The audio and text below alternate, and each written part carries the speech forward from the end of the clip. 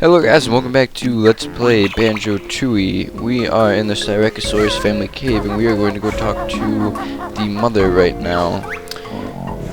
And she's telling us to go away and to leave her children alone. And I like how we're still in the talent trot. Banjo's just kind of sitting there. And she's going to tell us that her family isn't too well. And she's going to tell us that this child, Scrat, is very sick, needs a doctor. And she's going to tell us about a doctor. Yeah, she has heard of a doctor or a crazy shaman that lives on the cliff top who might help, and that would be the Mumbo on the Isle of Hags. This is Scrit, and Scrit is, I think she said the youngest, but anyway, he got shrunk somehow. And Scrut has gone, and she went to the train station and took her mom's money. And Scrut is actually the Styracosaurus we met in Witchy World. And so this is a sort of long quest that involves using the train a lot. But first, we have an empty honeycomb piece that we can get. If we split up here and change into Kazooie, this shock jump pad here will allow us to get all the way up to this empty honeycomb piece. So we now have 11, and we're probably getting close to getting 2 pieces as opposed to just 1. And there is actually still another empty honeycomb piece in Pterodactyl Land that we have not got. So we are going to help the Styracosaurus family out, and we are going to do the whole thing right now. So it is going to take probably most of the video, if not all of it. I'm not sure why I came over here. I need to go to Mumbo's, and that is to Humble-Wumba's. Anyway, we are going to go to Mumbo's, and we are going to fix Scrit first by unshrinking him, because Mumbo's power in this level is called Enlarge. And there are actually 3 places where he can enlarge things. One of which are those little pads in front of his skull. The other one is, of course, Scrit, and then the third is Humble-Wumba's wigwam, actually allowing us to do the other transformation, which we will cover probably right after we do the Styracosaurus family. So anyway, back at Mumbo's, if we can get there, and let's see if I can do it with only getting eaten once, and I can. So we have the global already, and we are just going to walk right in. I probably should have warped there, come to think about it, but I don't know, I guess my mind is still in Banjo-Kazooie where there are no warps. Anyway, over here, inside Mumbo's, we don't have much of interest. We have some feathers. Other than that, there's not anything in this Mumbo skull of importance, other than, of course, Mumbo. But anyway, if we talk to Mumbo, it goes through the whole basic cutscene again, where we offer him a Globo, and he's like, yeah, you gotta give it to me. Yes, we do need your help, Mumbo. And I find the Mumbo in this level is kind of useless if it weren't for the fact that you know, you need him to do stuff with Humbo's other transformation. They didn't do it very well. I mean, it's like with the Styracosaurus family, they had 2 good ones. The sick one where we had to take her to the cliff top and get Mumbo to help, although there's a Mumbo in this level which kind of doesn't make much sense. And then we have a person who's gone missing who needs to use the train, which is good. It'll encourage the use of, you know, the train mechanic.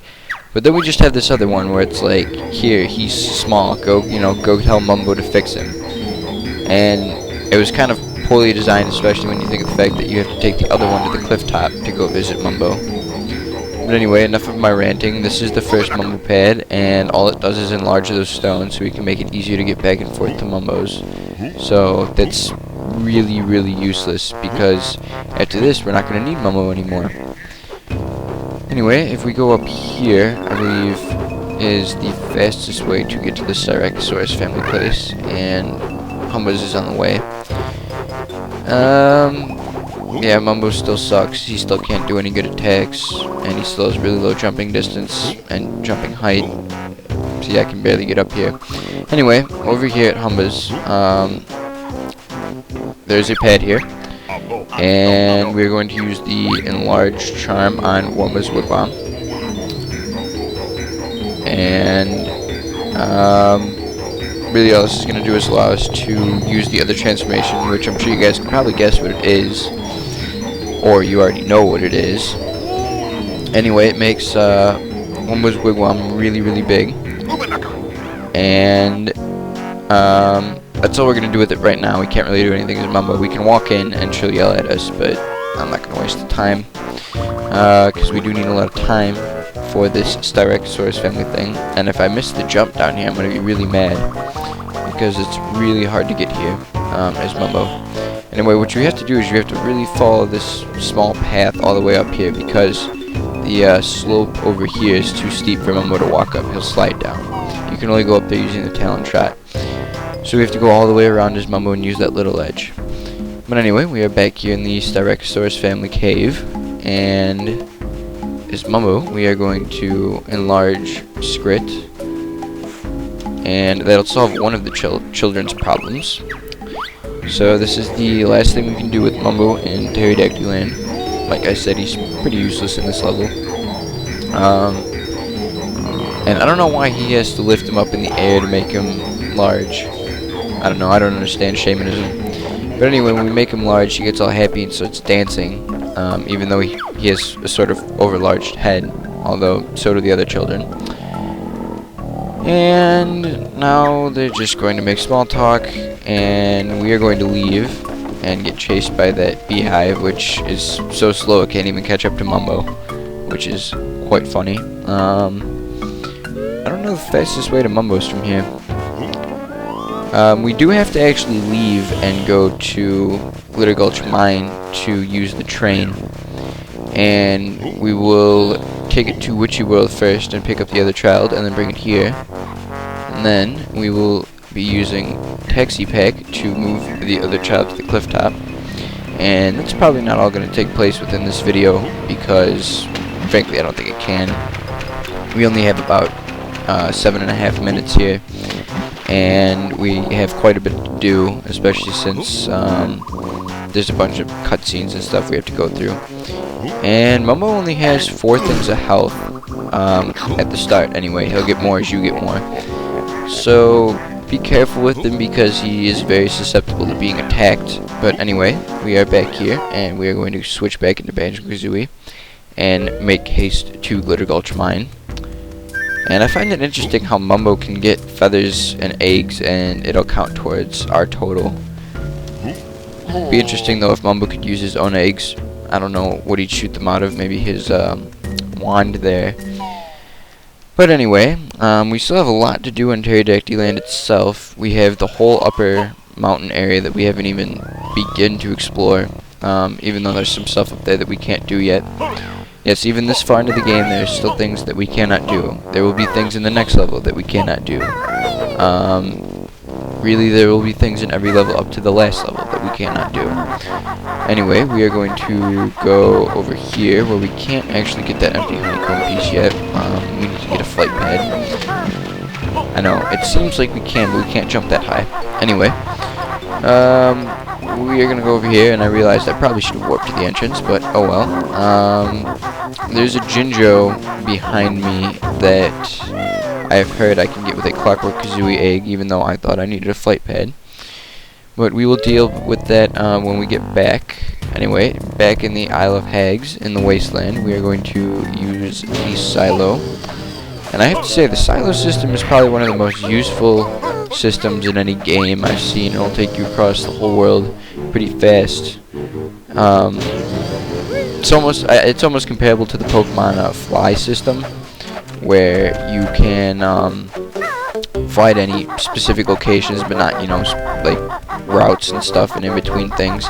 Anyway, as long as we're here, I'm gonna go take a trip to Honeybees, especially since once we enter Glitter Gulch Mine, we won't be leaving out the entrance anyway. We'll be leaving by the train. So if we come talk to her, she is going to need 5, I believe, and then 7 afterwards. So I believe we are 1 short. And yes, I do want to trade in my extra honeycombs. just because I don't plan on being back here for a little bit. Although, as soon as I get that other one that we just saw not that long ago, I should come back and get the extra extra health. But anyway, we are going to get an extra honeycomb worth of health, and she needs 7. I have 6, like I said. Anyway, we are going to take the train to Witchy World, and then we're going to take it back to Pterodactyl Land, and by the time those cutscenes are over, we're probably going to be out of time. This is probably the only, or no, I shouldn't say the only, very close to the only use of the train. The train can get you to a lot of levels, and I believe almost every level except Mayhem Temple has a train station. And in fact, there are places that you can only get to by the train, and I have no idea where I'm going.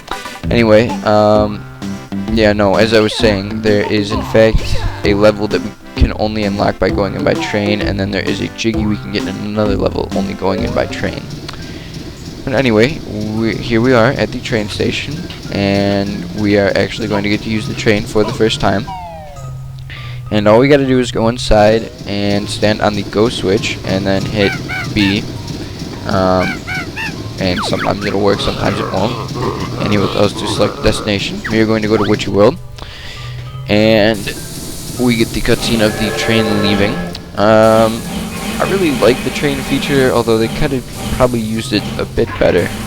Anyway, as you can see, there's one cart attached to it that appears to be like an empty box sort of thing, and that is exactly what we're going to be using it for. It'll be sort of a storage sort of thing. Anyway, we are in the Witchy World train station, and come to think about it, now that we are here, I don't know if we'll have enough time to do it, but as long as we're here, we should probably finish up the polar bear mission. So we need to go get some hamburgers. Anyway, the Styracosaurus that we freed earlier will realize that the train is here, and will come to the train and jump in the back. And we need to go to Pterodactyl Land and bring her back, but like I said, we are actually going to go attempt to finish the polar bear mission. We'll probably run out of time in this video, but like I said, this will probably just be like a continual thing. We'll just wrap it around. I wasn't really thinking about that we could do that. Anyway, back up here, we have to go get hamburgers for him, and then we have to taxi pack him back to his mom, which is irritating because I don't know where the closest split pads are. They might be behind the tent. Yeah, they probably are. Anyway, the hamburger stand, I believe, is this way. Yep, it's over here. And you guys missed the dialogue for the fries, but I will let you see the one for the hamburgers. And so if we talk to him, his name is Al, and he coughs all over this burger, which is kind of disgusting. Anyway, Banjo is going to request fries, and he's going to say that all he has is burgers, and to go see Salty Joe.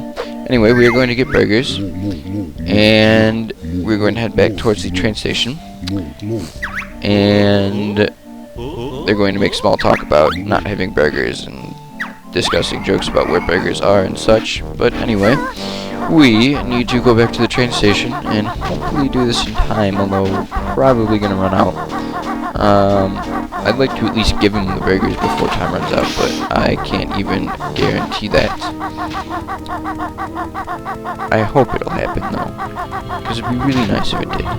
Anyway, we need to come back down here to the train station, which doesn't seem like that long of a walk until we have to do it under a time crunch.